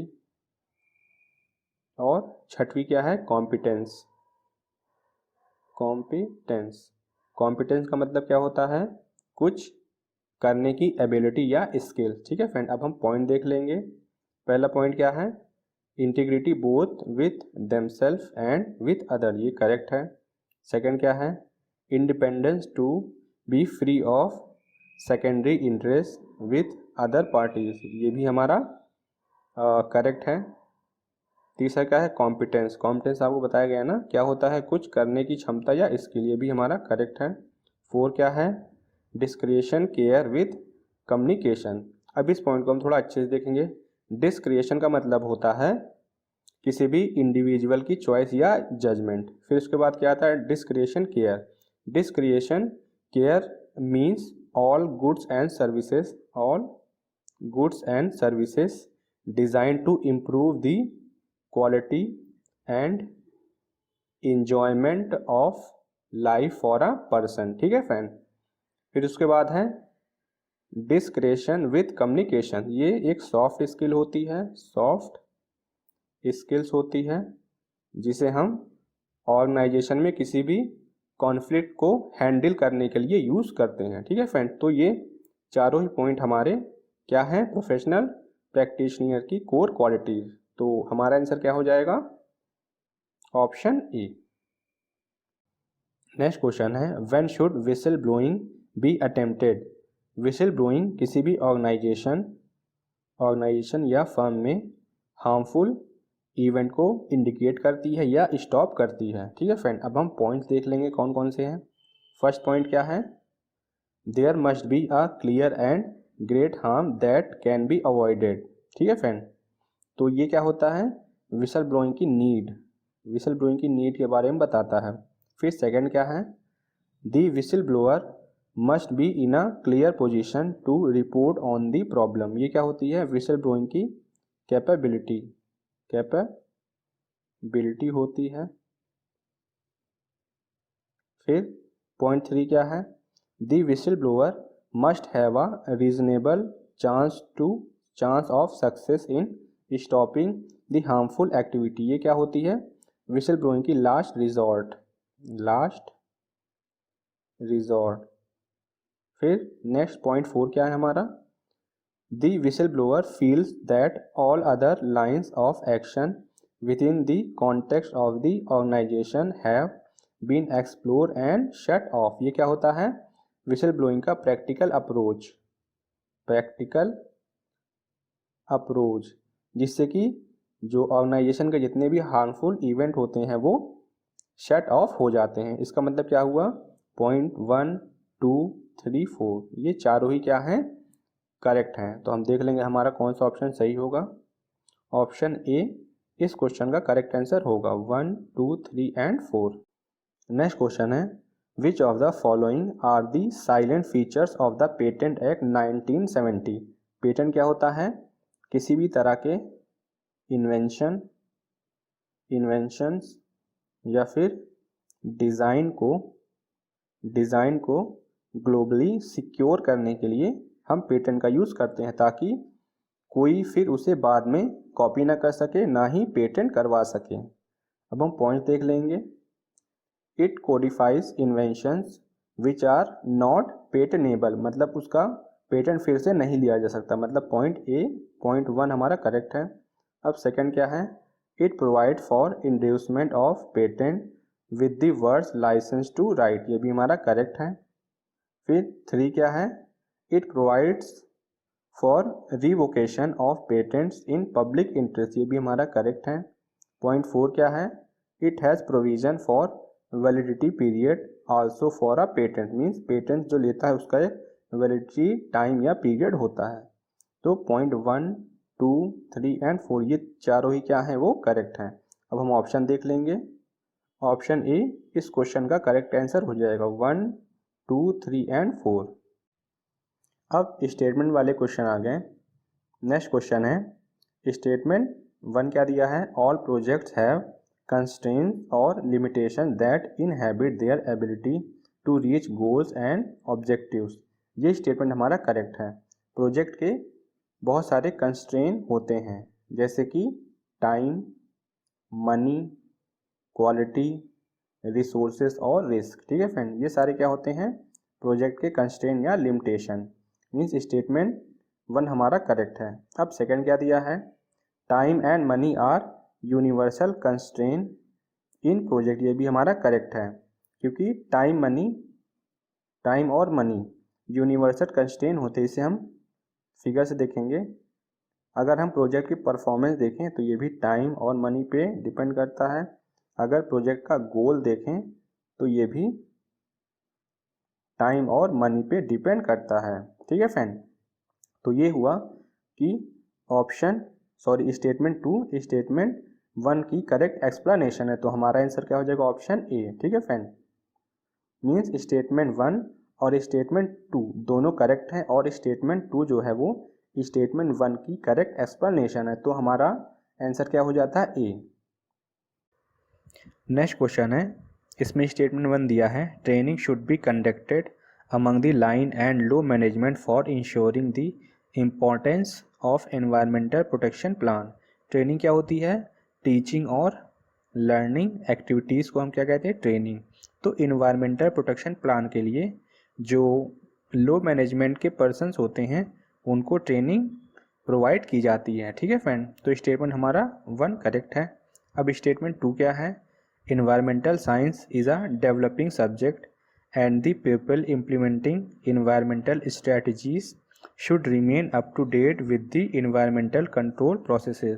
Environmental science क्या होता है?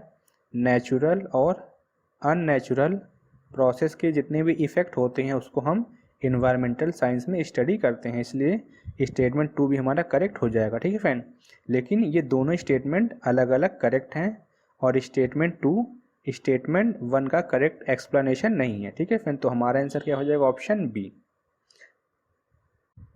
नेक्स्ट क्वेश्चन है स्टेटमेंट 1 दिया है metals having same crystal structure will have greater solubility. Hume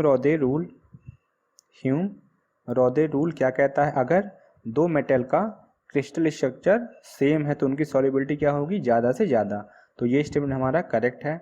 अब स्टेटमेंट 2 क्या है, differences in crystal structure limit this solid solubility, ये भी हमारा करेक्ट है, क्योंकि अगर मेटल्स के क्रिस्टल स्ट्रक्चर डिफरेंस होंगे तो उनकी सॉलिड सॉल्युबिलिटी पे क्या पड़ेगा, इफेक्ट पड़ेगा।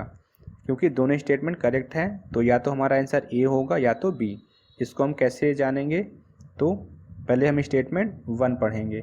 Metals having same crystal structure will have greater solubility, और इन दोनों स्टेटमेंट के बीच में हम बिकॉज लगा देंगे, because differences in crystal structure limit this solid solubility. तो ये बिकॉज लगाने पे ये हमारा जो सेंटेंस है ये पूरा हो जा रहा है, इसलिए ऑप्शन ए करेक्ट आंसर होगा। नेक्स्ट क्वेश्चन है, स्टेटमेंट 1 है the tie line is constructed across the two phase region at the temperature of the alloy, ये हमारा करेक्ट है। टाई लाइन क्या होती है, ये इक्विलिब्रियम फेज डायग्राम में यूज़ होती है। इक्विलिब्रियम फेज डायग्राम में टाई लाइन का यूज़ करते हैं। जितने भी टू फेज रीजन होते हैं उसमें एक इमेजिनरी हॉरिजेंटल लाइन होती है और एक टेम्परेचर पे एक टाई लाइन होती है। इस लाइन को हम आइसोथर्म भी कहते हैं, आइसोथर्म, ठीक है फ्रेंड। और ये टाई लाइन टू फेज जो डायग्राम होता है उसके अक्रॉस में होती है, इसलिए स्टेटमेंट 1 हमारा करेक्ट है। अब स्टेटमेंट 2 क्या है, the overall alloy composition is located on the tie line, ये भी हमारा करेक्ट है। इसको हम डायग्राम में देखेंगे। यहाँ पे टेम्परेचर है, यहाँ पे परसेंटेज ऑफ कार्बन है, ये हमारा फेज डायग्राम है। यहाँ सॉलिड है, यहाँ लिक्विड है, और यहाँ क्या होगा, सॉलिड प्लस लिक्विड। तो टाई लाइन कैसी होगी, across the phase diagram means ऐसे। ये टाई लाइन हमारी है, इसको हम दूसरे कलर से कर लेंगे, ये टाई लाइन है। अब ये टाई लाइन फेज डायग्राम के जो बाउंड्री है उसको कहाँ टच कर रही है, एक तो यहाँ टच कर रही है, एक यहाँ। फिर इस पॉइंट से परपेंडिकुलर लाइन ड्रॉ करेंगे, ठीक है फ्रेंड। जब ये लाइन ड्रॉ करते हैं तो यहाँ से क्या पता चलता है हमको, कंपोजिशन ऑफ एलॉय, ठीक है फ्रेंड। तो इसका मतलब स्टेटमेंट 2 भी हमारा क्या होगा, करेक्ट होगा। लीवर रूल में हम टाई लाइन का यूज़ करते हैं, ठीक है फ्रेंड। तो इस क्वेश्चन का हमारा आंसर क्या होगा, ऑप्शन बी, क्योंकि दोनों स्टेटमेंट करेक्ट हैं और स्टेटमेंट 2 स्टेटमेंट 1 की करेक्ट एक्सप्लेनेशन नहीं है, ये दोनों स्टेटमेंट अलग अलग सही हैं, इसलिए हमारा आंसर क्या होगा, ऑप्शन बी। नेक्स्ट क्वेश्चन है, इस क्वेश्चन को सॉल्व करने से पहले हम पॉलीमर्स के मॉलिक्यूलर स्ट्रक्चर के बारे में जान लेते हैं। पॉलीमर के 4 मॉलिक्यूलर स्ट्रक्चर होते हैं। पहला क्या है, पहला है लीनियर स्ट्रक्चर। इसमें यूनिट्स एक सिंगल चेन में रहती हैं और ईंड से ईंड तक जुड़ी रहती हैं, ईंड टू ईंड। इसका फिगर देखिए, ये यूनिट्स हैं, ये ईंड से ईंड तक ऐसे ही एक सिंगल चेन में हैं और जुड़ी रहती हैं। फिर सेकंड क्या है, सेकंड है ब्रांच चेन स्ट्रक्चर, ठीक है फ्रेंड। इसमें क्या होता है, जब साइड ब्रांचेस मेन ब्रांच से जुड़ी रहती हैं, ये तो हमारी हो गई मेन ब्रांच। अगर इस मेन ब्रांच से कुछ साइड ब्रांचेस जुड़ी रहती हैं तो उस स्ट्रक्चर को हम क्या कहते हैं, ब्रांच स्ट्रक्चर। फिर उसके बाद थर्ड कौन सा है, थर्ड है क्रॉस लिंक स्ट्रक्चर, जो कि आपको स्टेटमेंट 1 में भी दिया है। क्रॉस लिंक स्ट्रक्चर में क्या होता है, जब दो मेन ब्रांच के अक्रॉस में एक चेन होती है, ये मेन ब्रांच है, इसके अक्रॉस में क्या होगी, एक और चेन होगी। तो इस मॉलिक्यूलर स्ट्रक्चर को हम क्या कहेंगे, क्रॉस लिंक स्ट्रक्चर, ठीक है फ्रेंड। अब फोर्थ नंबर पे क्या है, फोर्थ नंबर पे होता है क्रिस्टलाइन स्ट्रक्चर। इसमें क्या होता है, जब यूनिट्स जुड़कर एक क्रिस्टल फॉर्म करती हैं, जैसे ये यूनिट्स हैं, ये जुड़ के क्या फॉर्म कर रही हैं, एक क्रिस्टल।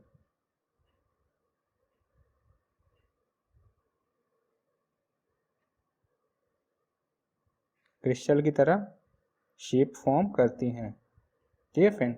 लेकिन बहुत कम ही polymer perfect crystalline structure form कर पाते हैं, क्योंकि उनके बीच का जो वंडरवॉल फोर्स है वो बहुत ही कम रहता है, ठीक है फ्रेंड। अब हम स्टेटमेंट पे आ जाएंगे। स्टेटमेंट 1 क्या है, क्रॉस लिंक्ड पॉलीमर्स में be synthesized in which side branch chains are connected to the main ones. ये हमारा रॉन्ग हुआ, क्योंकि क्रॉस लिंक पॉलीमर में क्या था, दो मेन ब्रांच के अक्रॉस में एक चेन होती है, ना कि जो साइड ब्रांच है वो मेन ब्रांच से दोबारा जुड़ रही है, ठीक है फ्रेंड। इसका मतलब स्टेटमेंट 1 हमारा रॉन्ग हो जाएगा। फिर स्टेटमेंट 2 क्या है, linear polymers are those in which the repeat units are joint together in a single chain. आपको लीनियर स्ट्रक्चर में क्या बताया गया था कि एक सिंगल चेन रहती है और एंड से एंड तक यूनिट्स क्या होती हैं, जुड़ी रहती हैं। तो स्टेटमेंट 2 हमारा करेक्ट है और स्टेटमेंट 1 हमारा रॉन्ग है। तो हमारा ऑप्शन क्या हो जाएगा, ऑप्शन डी।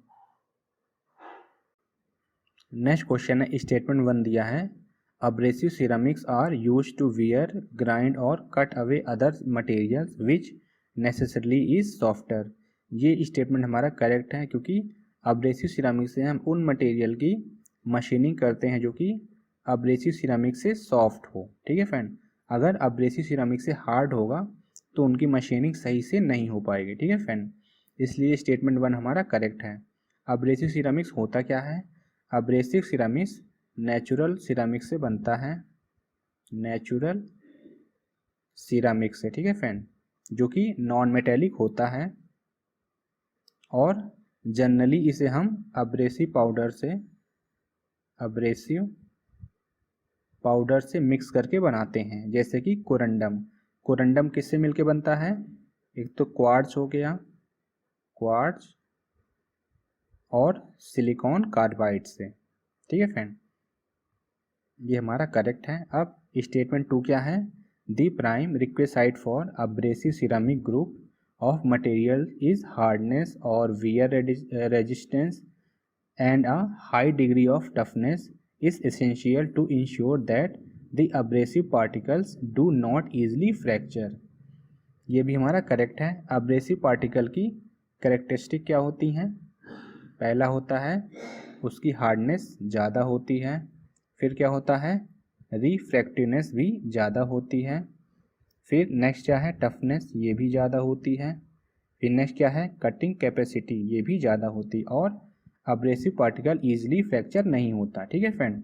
तो ये दोनों स्टेटमेंट हमारे करेक्ट हैं और अलग अलग करेक्ट हैं, इसलिए हमारा आंसर क्या होगा, ऑप्शन बी। नेक्स्ट क्वेश्चन है, स्टेटमेंट 1 है, the prevention cost increase with the introduction of a quality system and may be a significant proportion of the total quality cost। Prevention cost most important quality cost investment होता है, जिसमें कि products या फिर services की जो number of defects होते हैं, नंबर ऑफ डिफेक्ट्स या तो उनको मिनिमाइज किया जाएगा या तो अवॉइड किया जाएगा, ठीक है फ्रेंड। तो स्टेटमेंट 1 हमारा करेक्ट हो जाएगा।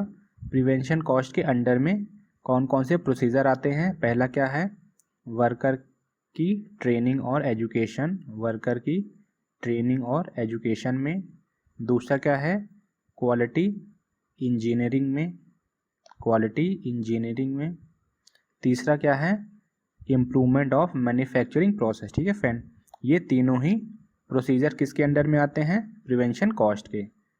अब हम स्टेटमेंट 2 देख लेंगे, cost associated with education and training are not included in prevention cost. ये हमारा रॉन्ग हो जाएगा, क्योंकि ट्रेनिंग और एजुकेशन प्रिवेंशन कॉस्ट के अंडर में आते हैं। स्टेटमेंट 1 हमारा करेक्ट है और स्टेटमेंट 2 हमारा रॉन्ग है, इसलिए हमारा आंसर क्या हो जाएगा, ऑप्शन सी। नेक्स्ट क्वेश्चन है, स्टेटमेंट 1 है, an emulator is not a mixture of hardware and software and it can not be use to test and debug the hardware and software of an external system। ये statement wrong है। Emulator hardware और software के combination से बना एक programme होता है जिसकी हेल्प से आप अपने पर्सनल कंप्यूटर पर किसी भी एक्सटर्नल